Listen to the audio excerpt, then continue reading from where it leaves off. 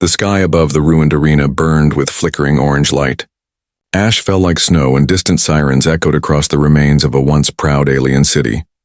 Smoke curled from broken towers and the crowd gathered around the blood-stained circle of stone. Warriors stood silent. Some were injured. Some were dead. Only one man stood tall in the middle, chest rising with deep breaths, arms coated in sweat and dust. His name was Darren Kyle, and he had just won the final match. He was a human, rare on this world.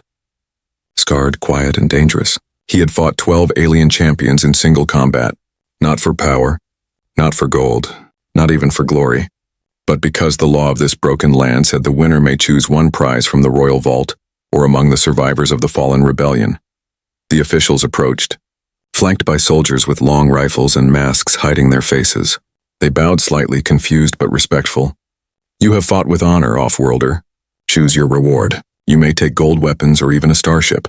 There are also prisoners if you seek one for service. Darren looked past them. He said nothing. His eyes were focused on the line of prisoners. About 30 of them, shackled, weak, and beaten. Most were alien women, beautiful, elegant, bred in the noble houses or trained as dancers and spies.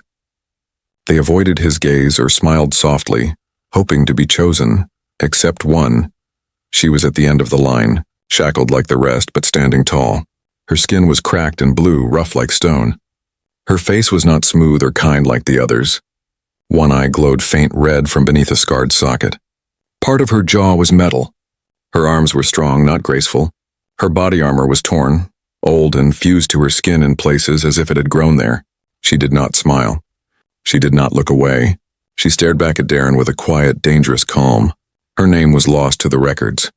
Most called her the Cursed One. Whispers said she had once been a royal guardian before she turned on her own empire and vanished. Then one day she was captured without a fight. Darren raised his hand and pointed. Her. Gasps moved through the crowd like wind. Even the guards blinked, unsure they had heard him right. The last one? The official asked. That's not a recommendation, warrior. She is broken. She is dangerous. They say she doesn't sleep.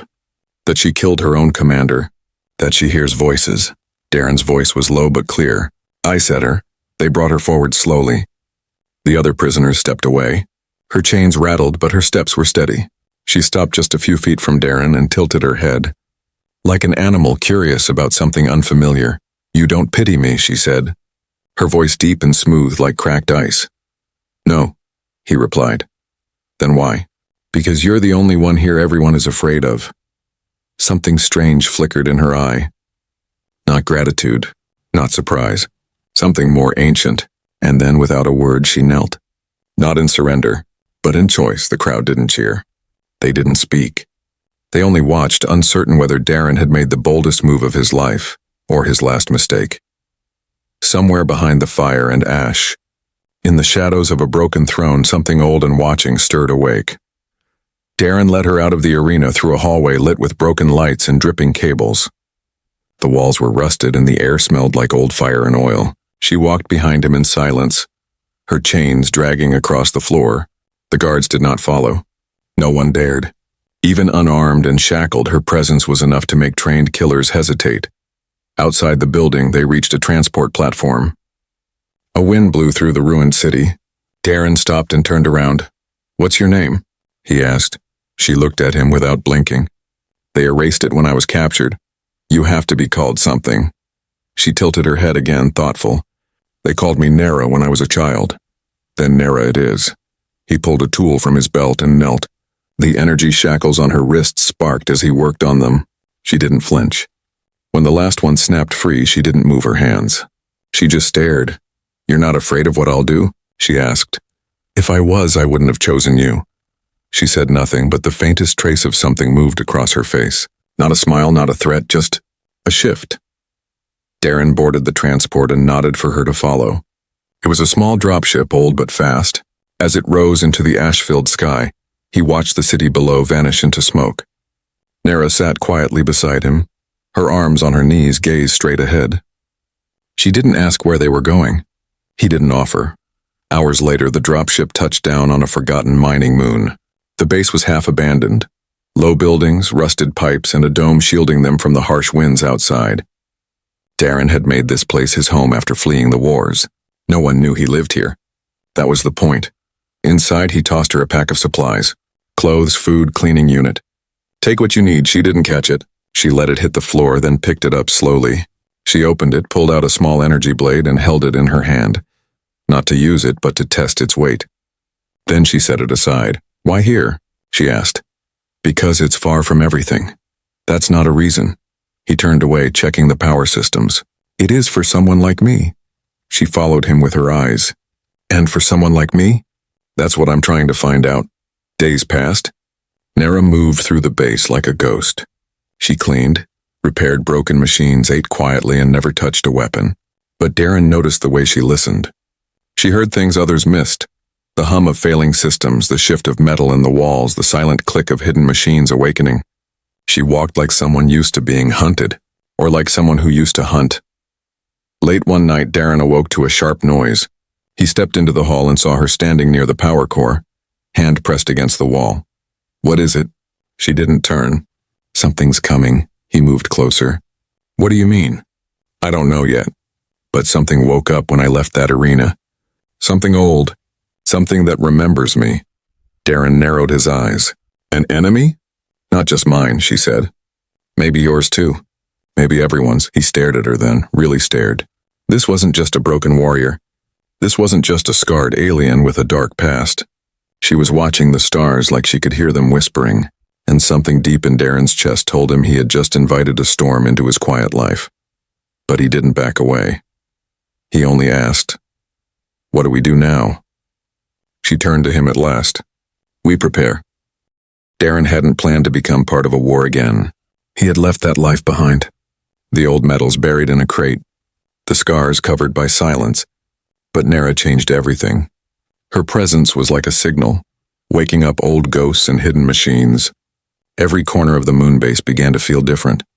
The power core pulsed too fast. Surveillance screens flickered at night. Once dead systems powered up on their own. She didn't seem surprised. Instead, she walked through the base each night as if guided by instinct. She would stop at certain walls, touch old panels, and speak in low tones to the machines. Darren watched her through cameras, silent, unsure whether he had chosen her or she had allowed herself to be chosen. One evening, she stood in front of the comms relay. "It's listening," she said. "What is?"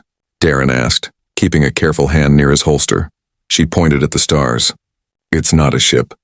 Not a being. It's something older than memory.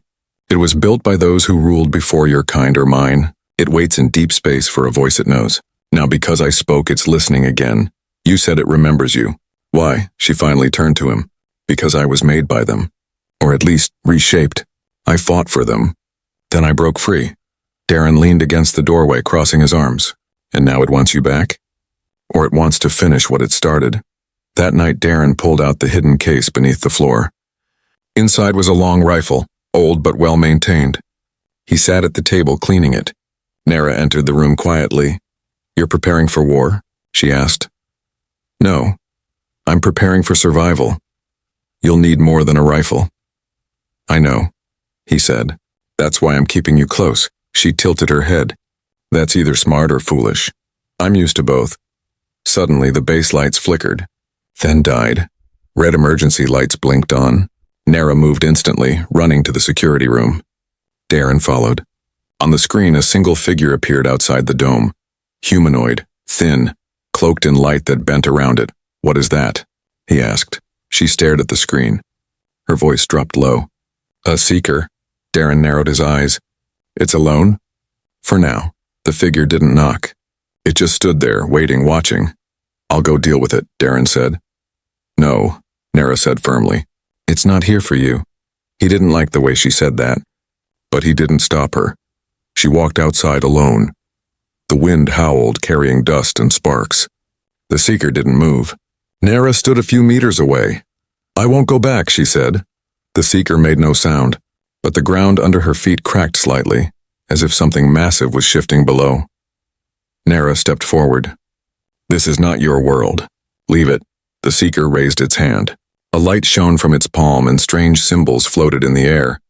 Nara stared at them, her face going pale. She reached up and touched her own neck. Beneath the skin, faint lights blinked. like something ancient had been activated. Inside, Darren watched through the cameras. He saw her shaking slightly. For the first time, she looked afraid. He grabbed the rifle. When he burst through the dome doors, the seeker was gone. The wind was silent again. Nara stood alone, breathing hard. Darren ran to her. What happened? She turned slowly. It sent a message. What kind? She looked up at him. That it remembers. And it's coming. Darren stepped closer. Then we make this place ready. She nodded slowly, but her eyes were distant. It was clear now. Nara was not just a survivor. She was a warning, and whatever she had escaped was coming to finish what it started. Darren didn't sleep that night. He sat in the command room watching the screens flicker. Every sensor showed the same thing, nothing. No movement, no signals, no heat signatures. But the silence itself felt wrong. The kind of wrong that crawled under your skin and made your instincts whisper that something was waiting. Nara sat across from him. Her back was straight.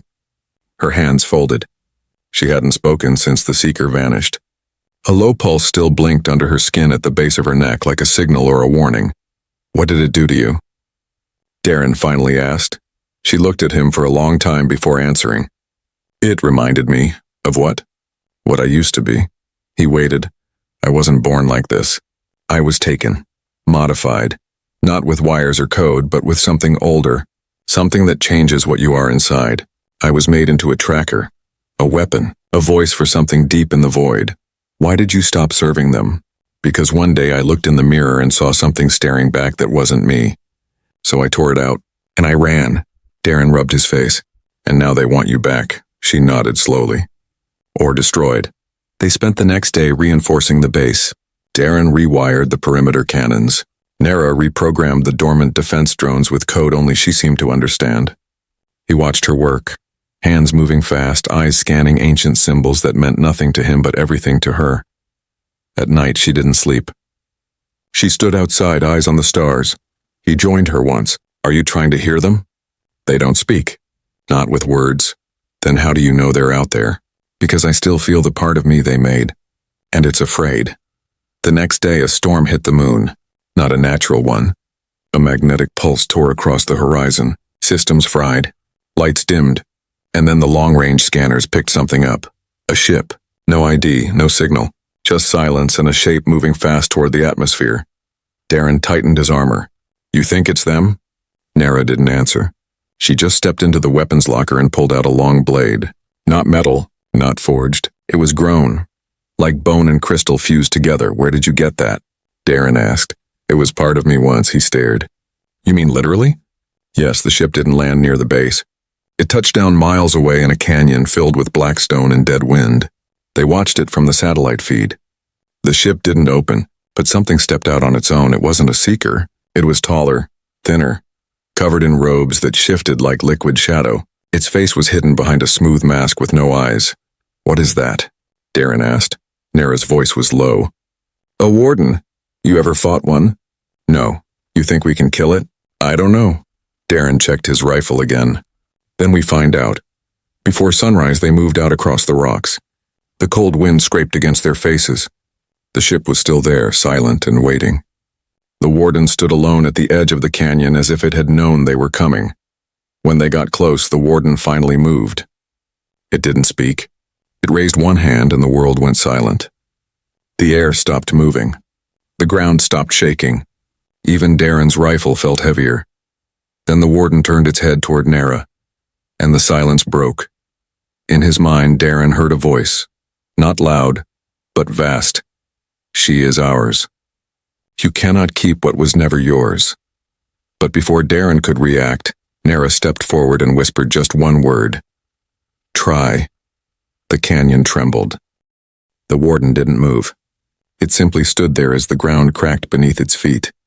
The canyon echoed with strange sounds like a chorus of voices trapped behind metal. Darren raised his rifle, but the air was heavy around him. Even breathing felt harder now. Nara took another step forward. Her spine was straight, and her eyes burned with the same strange light that flickered from beneath her skin. You are not welcome here, she said, her voice steady. The warden tilted its head. Its mask began to shift, like liquid glass melting in slow motion. No mouth appeared, no eyes. But a voice filled the air again, speaking in a language that didn't belong to any known race, yet somehow Darren could feel its meaning. You are broken, Nara. You were made to hunt, to obey. You are not meant to choose. She clenched her fist, and the strange bone blade in her hand flared to life with a soft hum. I already chose. The warden raised one hand, and the rocks behind it exploded into dust. Black drones, thin, sharp, and fast, emerged from the ground and swarmed toward them. Darren dove for cover, firing at the nearest drone. His round struck one, sending it spinning into the canyon wall. But more kept coming. Nara, behind you. He shouted. She turned without fear. The bone blade moved in her hand like it remembered how to fight. Each swing cut cleanly through the machines. Her movements were fast, too fast for a normal body. Darren realized then that the part of her she had tried to leave behind had returned, at least for now. The warden didn't attack. It only watched. One drone latched onto Darren's shoulder, cutting into his armor. He grunted in pain and slammed it against the rocks until it shattered. More were coming. We need cover, he yelled. Nara didn't answer. Instead, she stabbed the blade into the ground. The crystal hummed, and a shockwave burst from the earth, throwing the remaining drones into the air like leaves in a storm. Then she collapsed to one knee. Darren ran to her. You okay? She nodded barely. The blade drains me. I can only use it in short bursts. He looked back at the warden. It was still there, still watching. But now its head tilted the other way, like it was studying them. Why isn't it attacking? Darren asked. Because it's not here to kill me, she whispered. Not yet. It's here to test me. To test you for what? Her eyes met his. To see if I'm still useful. The canyon rumbled again. The warden's body shimmered, and it began to fade like smoke. In moments it was gone. The silence that followed was louder than the fight. Darren helped her up. Her legs were shaking. Her skin flickered with faint lines of light under the surface like circuits deep beneath flesh. He didn't speak as they walked back to the base. Neither did she. Inside the dome, he set her down gently on the cot and sat nearby. You scared them, he said quietly. They were supposed to scare me, she replied. He leaned back. You think they'll come back? They will. When? When they think I'm ready.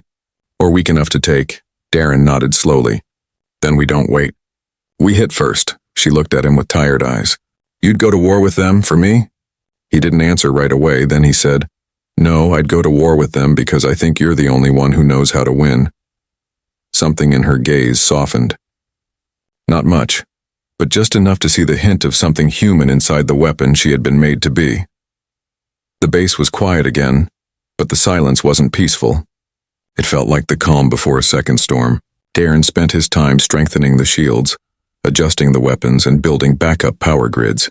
He didn't ask Nara many questions, but he watched her closely. She moved differently now. Her steps were slower, heavier, like she was carrying something deep inside. She spoke less, but when she did, her voice had changed too. Not in tone, but in weight, as if she now remembered who she used to be. One evening, Darren brought her a steaming cup of broth. She sat near the observation window, her eyes fixed on the stars. You need to eat, he said, setting it beside her. I don't feel hunger like before, she replied softly. He sat beside her. But you still feel something. She looked at him, and for a moment he saw something in her eyes. Not fear, not anger, sadness. When I was a child, she said, I lived in a small village on a forest moon. My mother made honey bread every morning. My father built star maps. They were kind, quiet, normal. What happened to them? They vanished, taken in the night. I was left behind. I thought I was lucky, until the wardens found me. Darren stayed silent. Letting her speak, they didn't kill me. They saw something in me, something they could use. They put me through the trials. Pain became normal. The blade, they planted it in me. It grew with me. You escaped, she nodded. Barely. I killed my handler. And ran. I hid in the outer systems for years, never staying long. But no matter where I went, I heard whispers. The void remembers its tools. He leaned forward. You're not their tool anymore. Her voice was low.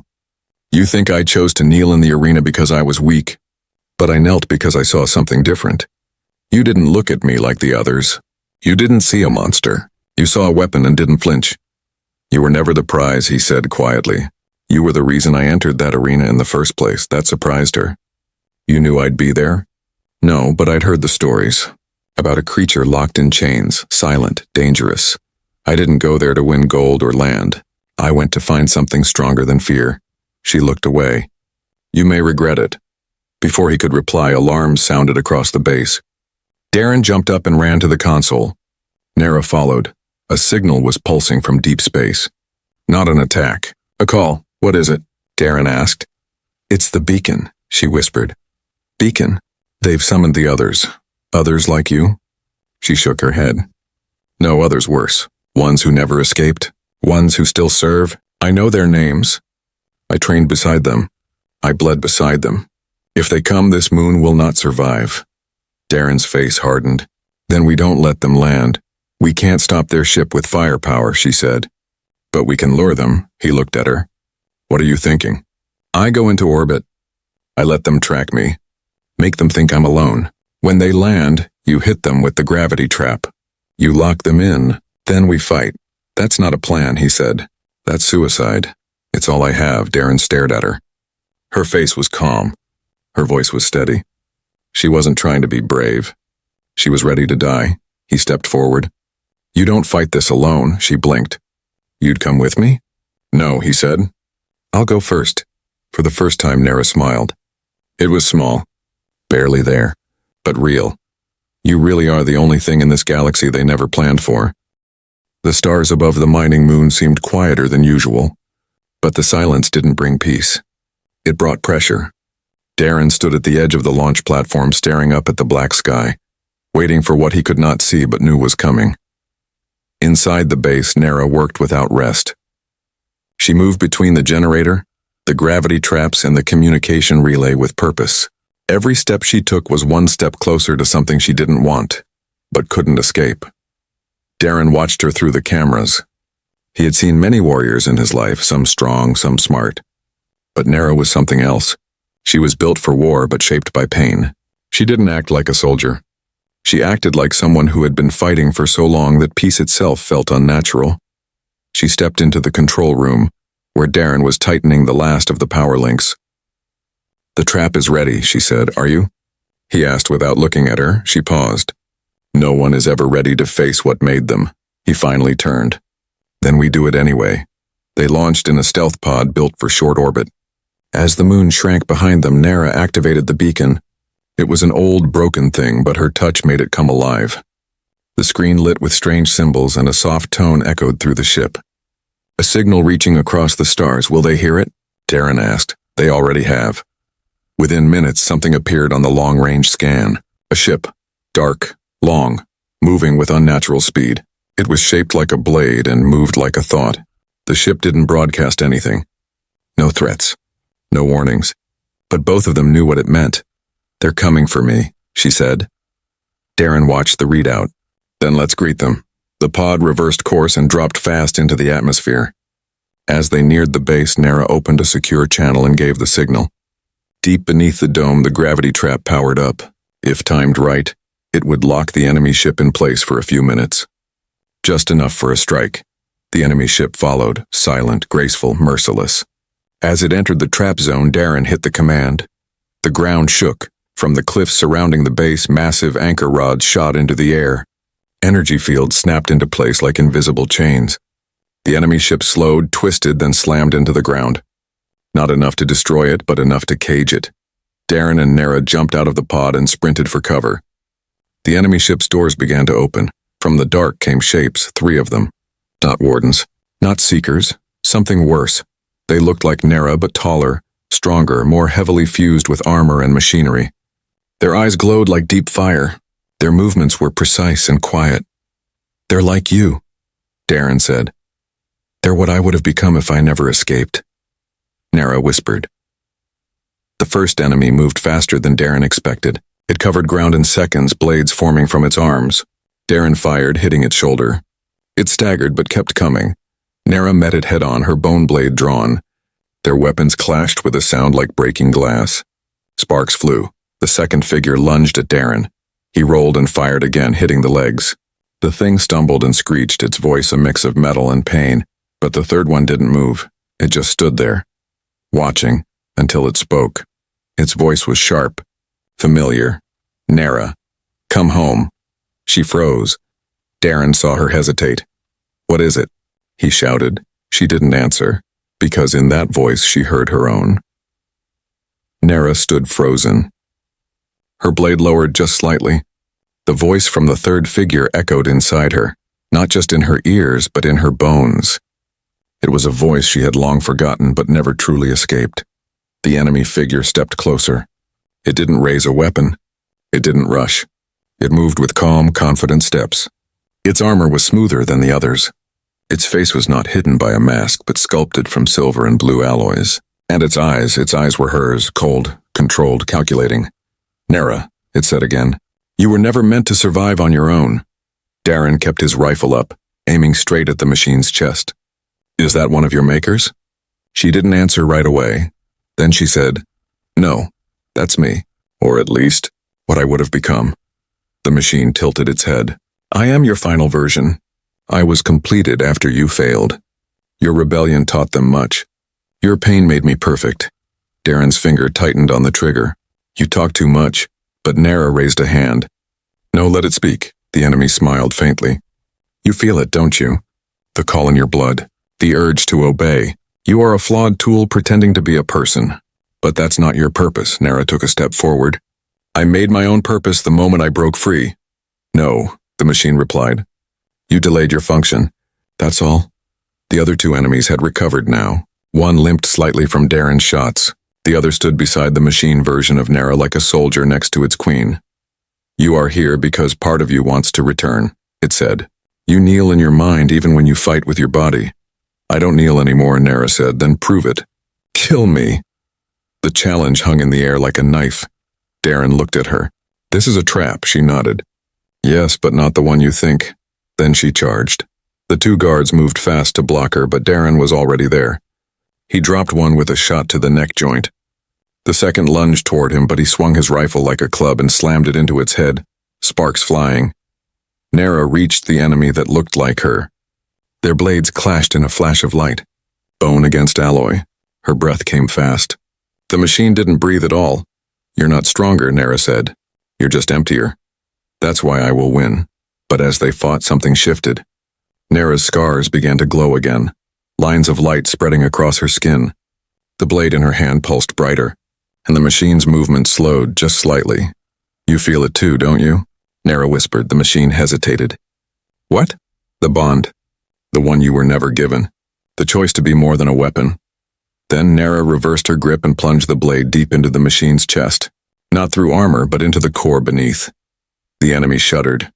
Its arms dropped, and for the first time it looked confused. Nara stepped close. I was the failure you needed to learn what freedom looks like. The machine dropped to its knees. Its body dimmed, and then it was still. Behind her, Darren limped over, bleeding from a cut on his side. You all right? She nodded, breathing hard. She was like me, but never given the choice. He looked down at the fallen enemy. That could have been you. It still might be, Nara said. They won't stop with her. He looked up at the sky. Then we make sure they remember what happens when they try. She turned to him, the last of the light fading from her skin. I didn't win because I was stronger. Why then? Because I had something she didn't. A partner? No, she whispered. A witness. The base was quiet again, but it didn't feel like peace. It felt like the pause before the last breath of a dying storm. Darren patched his wound with field tape. Nara sat beside him silent, staring at her blade. Its glow had dimmed now. It looked more like bone than energy. They hadn't spoken much since the fight in the canyon. The bodies of the others still lay where they fell. The machine that looked like Nara, her final version, was buried beneath a pile of black stone. Nara had insisted on covering it herself. She wasn't evil, she said softly. She was just made that way. Darren didn't argue. You still think you'll become like her? Nara shook her head. Not anymore. I chose something different. And choices once made become anchors. The long-range scanner chirped. Darren walked over, checked the feed, and frowned. That's not good. What is it? He tapped the screen. 3 new ships entering the outer system. Bigger than the last one, heavily shielded. And they're not hiding this time. Nara stood slowly. They've seen enough. Now they come to finish what they started.